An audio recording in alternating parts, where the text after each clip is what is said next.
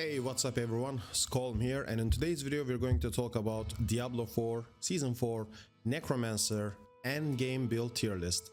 Now in this video I'm going to be going very fast over the endgame builds, so this tier list is of course tier crafted, but I am going to include the latest changes to the Necromancer, which is a lot to digest. However, I'm not gonna go into detail, so we're going to talk about the builds in general. So before we start off, I quickly want to mention that the elemental search has been nerfed. Also, the items will not have extra Golem Master ranks as we thought we did.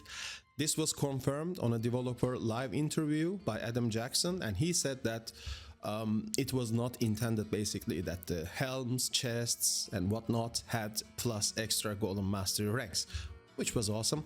But still, there are ways to work around that nerf so the Golem build can still be strong. Without further ado, let's jump in to the tier lists. Now, in front of us, there's a tier list as you can see, and in this tier list, we're quickly going to start off from the D tier, which means the lowest tier, and for the end game, which is going to be Pit. And by the way, Pit level 150 is an equivalent of Abattoir of Zir Tier 25, so expect a beefed up, juiced up monsters, which will take some time to kill. Alright, so the worst build in my opinion is going to be the Blood Artisan Bone Spirit. So this build relies on you collecting blood orbs. When you collect enough blood orbs, you spawn a bone spirit. It scales a lot with maximum HP rather than essence, which is interesting, but I don't think this is the way to go because the pit will be brutal. You need to be able to survive and do insane amount of damage to actually achieve higher levels of the pits. So I'm gonna put this into D tier because the item itself, in my honest opinion, is just not worth it. Followed by Sever. Sever is really good for leveling, I think, especially if you play it with the army, because there is a Sever upgrade that grants you extra multiplicative damage by the number of your active minions you have. However, in the end game, the damage just falls off. So I'm gonna put this into D tier. Now, on the C tier, we're gonna see Blood Lance. Simply doesn't do enough. So, and also there has been some glyph nerfs to dominate. So the overpower damage has been nerfed in general, and I just don't see this item, the Mutilator Plate, carrying Blood Lance to the next level, which is Pit level 150 and above. Probably Pit 200 is going to be impossible, but there is one specific kind of an exploit Necromancer build that might pull it off. We'll come to that later, but for now I'm gonna put Blood Lance and Blood Search into C tier simply because I don't think they have enough output, and also they usually don't have any minions around them to protect them, so they're gonna take a lot of damage as well. And if you cannot kill monsters fast enough in the pit, you get swarmed quite easily and things get overwhelming quite fast. We don't want that, especially in the pit. As I said, this is an endgame tier list. So, with that out of the way, we're gonna have Bone Spear. Bone Spear is low B tier to high C tier. It's around the blood builds, but just because you can use the Minion army version of the Bone Spear, I'm gonna put it into low B tier. Bone Spear in general is not that strong because Ossified has been nerfed quite a lot now, and the damage is just not there. And survivability wise, again in the pit, you can get swarmed pretty easily. And now that the monsters will have tons of HP, and we're talking probably trillions of HP, it's going to be even more crucial for you to kill enemies as fast as possible, not to get overwhelmed or swarmed by them, because I think they might also deal a lot of damage to you, which is not confirmed, so we don't know how the enemies scale. We know for sure their HP is going to scale. We do not know if their damage will also scale. If the damage also scales, that's super bad news for these specs. If the damage doesn't scale but the HP scales, then it is manageable But again, these builds just do not have enough firepower to pull it off. All right, so low B tier is Bone Spear. Also, I'm gonna put pure corpse explosion builds into mid B tier, because you rely a lot of corpses. You rely on corpses a lot, and at the end of the pit there is gonna be a boss. So when there is a boss, relying on corpses, not good. I played the PTR. I did try Infinimist pure corpse explosion versions. In bosses, I was pretty much corpse starved, and I don't like that. So, and the Bombardier Necromancer, created by Operator Otter. Well, I think it was created by him, so I'm gonna give him credit. If someone else had created it before him, I'm sorry. I know the Otter. So again, that's also really good, but I don't think it's gonna be able to push into the highest tiers. So with that out of the way, let's jump to A tier. With the A tier, we're gonna open with Mandel Skeleton Minion. It is possible that this build can also be used in a Golem Minion Necromancer build, but Ring of Mandel is kinda okay, but it really requires you to increase your own damage as well as your critical strike damage, which means you lack a lot of your minion sustained consistent damage. So I'm gonna put this into low A tier for now. It can still get the job done, but I think there are better ways to pull it off. So this will be followed by your classical Army of the Dead Kalan Zedek Minion Necromancer, as known as the pure Minion Necromancer. This is also really good, and I think it's really efficient if you play Army of the Dead with your minions now, because you can actually reduce the cooldown of the Army of the Dead quite fast, and it actually helps you deal a lot of damage thanks to your aspects. I'll come to that point later. However, there is also the Shadow Minions that I'm going to mention, and I think Shadow Minions might be behind the army now, because we know that plus Golem Mastery ranks will not exist in chests, legs and whatnot, which probably means that we might also not get plus ranks to Skeletal Mage and plus ranks to Skeletal Warriors. I am not sure about this information. I'm just following my gut feeling on this one. If this is the case, then the Shadow Minions will be definitely behind the classic pure Minion Necromancer. However, if you can still get plus Skeletal Warrior Mastery or plus Skeletal Mage Mastery, which I highly doubt, by the way, if you can still get it, then it's gonna be better. But for now, I think since we know Golem Mastery will not exist in a lot of gear pieces, I'm also assuming that we won't have access to Skeletal Mage Mastery or Skeletal Warrior Mastery. So it's gonna be in the same situation. Now, surprisingly, we're gonna have Bone Spirit at high A tier, because of the fact that it can pull off billions of damage if played correctly. Bone Spirit can already deal billions of damage in Season 3, Season of Construct, but we're gonna lose the Companion. The Companion played a really good part in helping you get those numbers. Right now, I don't think that's gonna be the case, but we have the Tempers, so it's just gaining profit. Basically, that's the summary of it. I think it's going to be a strong build. I think it's going to be a well-versed build.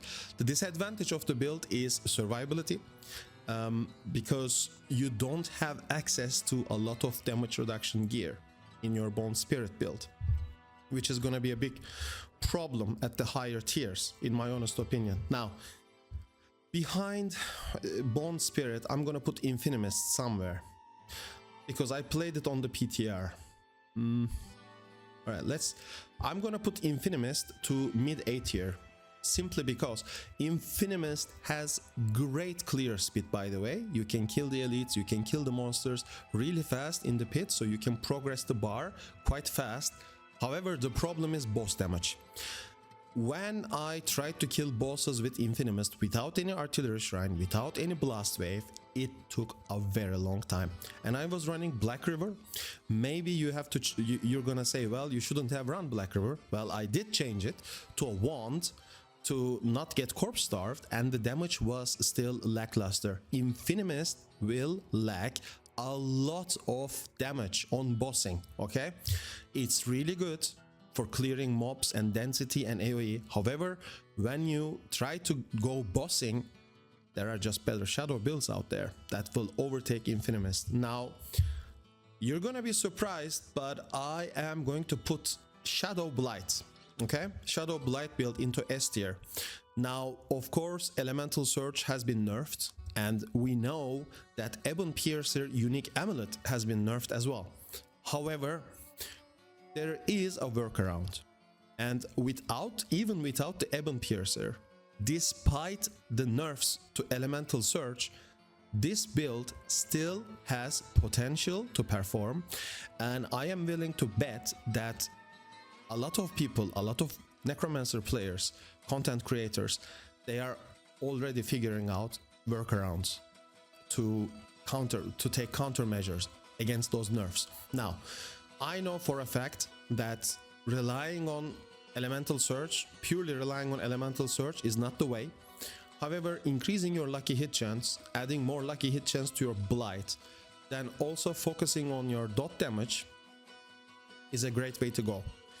There is a discussion going on right now between me and some of the top Necromancers about integrating X-Fall into this build, because Elemental Surge has been nerfed, remember this, so integrating X-Fall is a possibility without investing too much into crit, because usually what you wanted was a critical strike investment on X-Fall so that the proc actually hit really hard. But it turned out in Abattoir of Zir, especially when we were all pushing the highest tiers of AoZ, that pure dot damage Necromancer was actually doing better than X-Fall Necromancer in the AoZ. And now we're gonna talk about billions and billions and billions of damage and monsters having trillions HP. I don't think having X-Fall only will cut it, okay? You need to have a lot of procs. Maybe the unnerfed version of Ebon Piercer or unfixed version of Ebon Piercer would be able to do it, but now there is also workarounds around the Blight build, so I'm pretty sure this is gonna be high A tier to low S tier, okay? I'm gonna put it into S tier for now, and on, of course, the highest S tier we have the Golem Summon Necromancer. The Golem Summon Necromancer has also been nerfed. We know that the Golem Mastery ranks will not be as frequent as it was in the PTR. However, we still have alternatives to fix this problem. Now, I'm going to show you my build planner that is on Diablo 4 Builds GG. So D4 Builds GG is a really good website for this. So let's have a look at this, all right? We're starting off with the Blood Getters aspect because the Skeletal Priest also buffs us, which means we also get a damage increase, which means that damage increase will then translate again to our minions. On our items, we used to have plus Golem Mastery ranks. Now we want Intelligence, cooldown reduction, max life, okay? So Intelligence is going to be extremely important in all pieces, and I just said this. Now look at what I'm using. I'm using Tyrael Smite. I'm not using this for the Artillery Shrine effect. I'm using this item to survive. This is the best defensive item in the game for two simple reasons. Reason number one, the damage reduction roll on the item starts off by 10%, but you can increase that damage reduction with masterworking, okay? And that goes up pretty high, around 18%-ish, I think. Also, reason number two, maximum resistance to all elements help you apply damage reduction to elemental damage, which is brutal in the pit, just so you know. So it has two really strong damage reduction properties. Now, let's compare this to Harlequin Crest or Shaco, or Shaco, as I say. Shaco has fixed 20% damage reduction, okay? You cannot masterwork Shaco's 20% damage reduction. You can masterwork the cooldown reduction, all stats, resource generation and whatnot. However, you actually can masterwork the damage reduction of Tyrael's Might, which actually brings it up to Shaco level of damage reduction. All right? Very important thing to consider. I am also not using a Harlequin Crest, a Shaco, on a Golem Summon Necromancer because Shaco provides +4 to all skills. However, Golem Mastery is not a skill, Skeletal Mage Mastery is not a skill, and Skeletal Warrior Mastery is not a skill. So those +4 to all skills will just help, I guess, your Blight or Corpse Tendrils, Blood Mist if you play it. So it goes into waste. So my decision was to integrate Tyrael Smite for defensive purposes only. I don't care about its damage. By the way, the damage is bad, okay? So the damage is quite bad. So I am not relying on the fake artillery shrine that has been granted by this unique item. On the gloves, we are getting aspect of grasping veins. And then for the affixes, we want intelligence, attack speed, crit chance. Then we put in Golem's damage and decrepify size. And you're gonna notice a lot of Golem's damage on my items as the tempering affixes. This is how we are going to take countermeasure, actually try to compensate the nerf, because we're not getting a lot of Golem mastery ranks. So right now we're investing a lot into Golem's damage, okay? The reason why we're taking intelligence is also that scales our damage, and then we want to get as much as attack speed and crit chance as humanly possible. On the legs, there is a possibility that we can run Tybalt's Will, maybe, but right now I'm just gonna play it safe, put on aspect of hardened bones, get intelligence, armor. I put on ranks the Golem mastery here. I think that's gonna appear on the amulet, but for sake of experimentation and science, I'm just gonna put it on here. If you cannot get ranks to Golem Mastery, just get max life, pretty much. Get enough total armor. Now, the new total armor cap is 9,232. You just need 9,232 armor. After that breakpoint, it's irrelevant, okay? Just try to get 9,232 armor, and with this build, you can easily get to that. So don't worry about your physical damage reduction, all right? Corpse tendril size is important, so we have corpse tendril size on pants. Now on the boots, we're getting extra skeletal warriors and extra skeletal mages. Also, we want intelligence, movement speed, max life. I prefer +2 evade charges. That's also buffed now. So movement speed, then tendril size again for the maximum efficiency of corpse tendrils. Weapon, we put blighted aspect here. And remember, this is a two-hander weapon. We are going to use a scythe, a two-hander scythe, because the two-hander scythe offers the most damage. Compared to a two-handed sword, the scythe has a bit more damage. It is a bit slower, but it offers more damage. So the weapon animation is slower, but it has higher damage, okay? And since our golem is going to hit, we want it to hit pretty hard, so we're using a two-hander scythe. All right, and we want intelligence, damage, attack speed, then golem damage and minion attack speed. All right, on the amulets we are putting aspect of reanimation here, so that our golem as well as our skeletons and everything, they just do more damage. All right, if they stay alive, and they're gonna stay alive.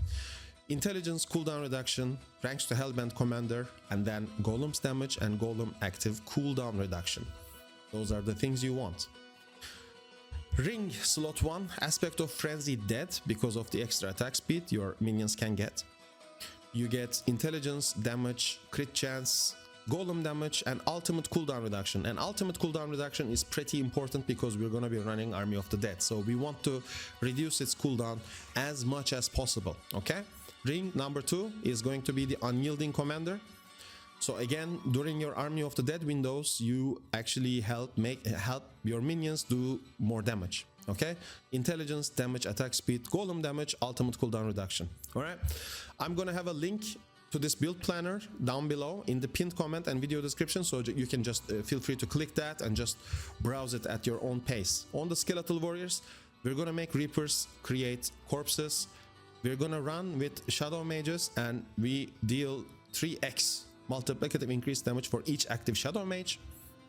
And also we're going to use upgrade number 2 for the blood golem, which actually has 50% increased damage. On our skill bars, we're going to be running raised skeleton. This will be our corpse consumption. So we're going, instead of corpse explosion, we're going to be spamming Raised Skeleton to proc Flesh Eater as well as Blood Getter's aspect buff. Okay, so we're gonna consume corpses, 4 corpses. We're gonna get the Flesh Eater buff with the Raised Skeleton. Army of the Dead speaks for itself. Decrepify speaks for itself. Corpse Tendrils speaks for itself.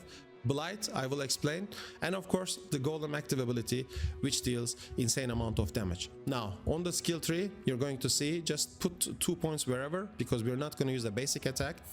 We are just using the Blight for the supernatural Blight upgrade, because it says you and your minions deal 20x multiplicative increased damage to enemies within Blight. So when you apply Blight, this is also a 20x multiplicative damage increase, so you want to use that. Hewed Flesh to create corpses.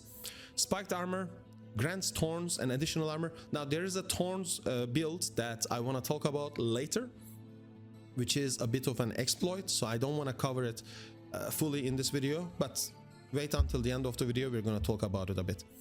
Skeletal Warrior Mastery, Grim Harvest, and Fueled by Death. Then we continue to Death's Embrace, Death's Approach, Amplify, Decrepify to Abhorrent to reduce cooldowns even further. Of course, Skeletal Mage Mastery.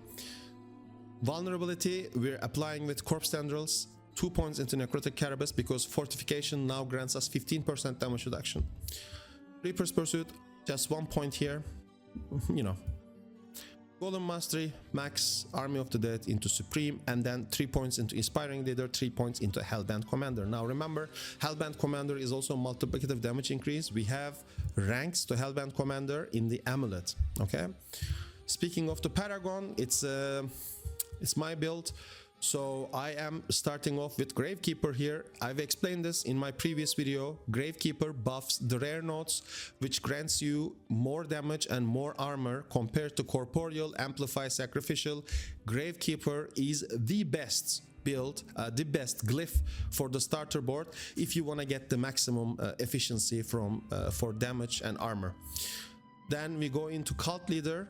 We put Dead Razor here, so that all the minion damage reduction and damage increases. Then we're not going to invest into our skeletons, we're just taking Puppeteer for attack speed and minion damage and just get Cult Leader. So then we go to Hulking Monstrosity, the Golem board. We definitely take the legendary node because that's insane. We take Frenzied Golem because the Golem damage and Golem attack speed is what we want. The attack speed is not that great, but the Golem damage is definitely what we want. Then we will go up to Borrowed Strength, okay? So we take that as well. And then we're moving up to Flesh Eater. Now, Flesh Eater, as you all know, if you consume a total of 5 corpses, you get 40% X increased damage for 6 seconds. We are going to raise skeletons left and right, okay? The Skeletal Priest, when you cast that, you're going to consume a corpse. When you reach 5 stacks, you're going to get 40% damage buff, all right? On the Flesh Eater board, we're going to go up to the Stifle side. We definitely take the Flesh Eater legendary node, and we take Amplify here. The Amplify glyph will boost the targeted damage to elites. So as you can see, you have damage to elites here, damage to elites here, and damage to elites here. So this is buffed. If you're lacking some resistances, you can go into Erudite and 2 of these magic nodes to buff up your resistances. But you're using Tyrael's Might, so you know that's a lot of plus resistances for you. We're going up to the Scent of Death. Scent of Death is also a really good board because you can go from the Ruin side to grant you more critical strike damage. Remember, these critical strike damage, they will help your Golem damage, okay? Then you can take the Golem node here, the glyph, and Scent of Death is a really good willpower node, usually. You have a lot of willpowers here. It's a really good willpower board. So you can put a lot of willpower, 54 total, into your Golem glyph, and you can deal insane amount of damage with your Golem, okay? We take Preservation and some armor here. And lastly, we go into Bloodbath and we play Exploit Glyph here. Now, you may say, well, SKULM, you don't have Essence. You don't have the Essence Glyph in your Paragon boards. I am currently still theorizing it. There is a possibility where I can go up to 7 boards if I sacrifice some points from the Golem boards, especially the Stifle, not the Stifle, especially the Frenzied Golem part. There is a possibility that I can go up to 7 boards, put Bone Graft here, and then just take Essence. However, I think this is going to be more than enough, and I think it's going to be juicy for us. Now, with all those things said, let's have a look at the tier list again, and I want to talk about the Thorns Golem build. Now, Rob did a great job explaining this in his video. So in his video, he explained that a Thorns Necromancer can actually clear the pit levels pretty high because somehow the Thorns damage scales up with the monster level. And if you use the bone mages, once they die, they fortify you upon their death. That counts as Thorns, okay? That counts as them attacking you, which procs Thorns. Once Thorns procs, that scales off and you do ridiculous amount of damage. I'm gonna include a clip from Rob because he did the research on this, so I want to credit him. He did a really good research on this issue. So there is a possibility that the Golem Thorns Necromancer with an exploit can actually clear a really high tier of the pit or the new Abattoir of Zir. If they fix that, we're gonna go back to the Golem Necromancer build that I just shared. There are variations of it. And remember, this is very important. The skill tree, we are using the Shadowblight. Okay, we are using the Shadowblight key passive because we are using Blight. All right, so these are things to remember and consider. Thank you so much for watching this video. Remember to like and subscribe, and I'll see you in the next one. Take care.